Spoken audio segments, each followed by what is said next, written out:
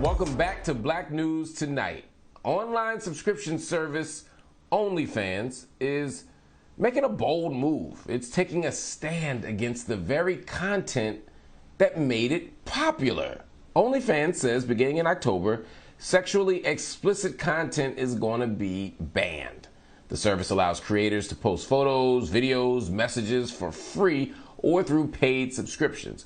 And sex workers and influencers have taken advantage of the platform to promote and sell adult content. But now the company is struggling to gain funding, and it's getting pressured to ban sexual content from its payment processing partners. Joining me to talk about this and its impact is the sexologist, writer, activist, and educator extraordinaire, Michelle Hope. Michelle, it's always good to see you. I'm frustrated by this for a lot of reasons, but let's talk about it. You know, OnlyFans, for most people, is a place either where you can see your favorite celebrity talk about stuff they don't normally talk about, or where sex workers engage in labor. And for me, it's frustrating because OnlyFans was one of the few places where sex workers could operate safely. You know, there was a much reduced chance of violence against them. They could get their money without any trouble. It seems to me that, again, this is a solution in search of a problem. Why are we doing this? Well, I think it has to do with morality and money. I think it's important for us to remember that this doesn't have to do with, oh, well, OnlyFans wants to create a safer place for users. No, they want to be able to be acquired. And to be able to do that, they have to acquiesce to their venture capitalists and their banking backers who have problems with the morality of sex work being work. I do think that this is problematic because it was labor that OnlyFans made $375 million in net revenue in 2020, and they say they're projecting $1.2 billion in 2022. But will they be able to achieve that by kicking off the people that built the platform up? We've seen this in the past. Tumblr did the same type of behavior. Once they got so big and wanted to become acquired, they changed their policies, no longer allowing for sex workers to put up content, original content that they own for their labor. And they were acquired by Yahoo for $1.1 billion. And then 4 years later, or less than 4 years later, they were sold from Yahoo to Verizon for $3 million because their core base and the core users that built up their platform had been removed. So I am not sure if this is a good thing. I think it's bad for sex workers. I think it creates environments that push people out into unsafe spaces. And I think we really need to get over the fact that sex sells, but we can only sell it in the confines of what specific individuals deem as moral or acceptable.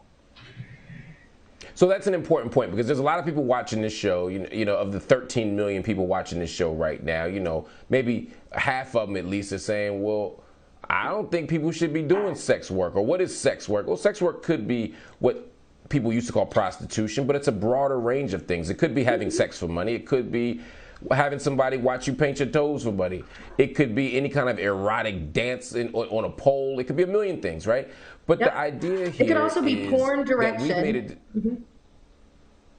No, please, Michelle. Yeah, you have to think about performers, adult performers. If you are a director, a writer, a script supervisor in the adult industry to make adult content, adult films in a consensual space over the age of 18, that is your choice. And that too would fall under the umbrella of sex work. And I think that it is important that we can access all these other websites for free. If you're worried about, oh, we want to have a space that's safe for all users. The internet is not safe for all users if that's the stand that you want to take. But why are we making money off the labor of people? And then when we realize that we have used them up, we no longer need them, we will change the algorithms. We will change the access to opportunity to create and own your own content. This is really about trying to create a moral high ground. And while there are people out there who say, well, I don't think people should be doing sex work, I would like to see your web browser history. because I do not believe, when we think about how many people watch pornography, that the same people who are saying I don't believe in sex work have not watched an adult film in the last 30 days. And here's my thing. Here's my thing. If you don't believe in sex work, then don't do it. Don't work as a sex worker, or don't purchase the work of a sex worker. Like, this is real simple, but it's not my job to legislate what other people do. And to me, this is the safest place to do it. And that's what I want to get at here. It's not like closing OnlyFans is going to somehow stop this moral tragedy that people think is happening. And again, I don't think it's a moral tragedy at all. But it's just simply going to push people into less safe forms of work. And for whether it's queer and trans sex workers, whether it's women sex workers, I mean, this could be actually quite dangerous in a very real way, no?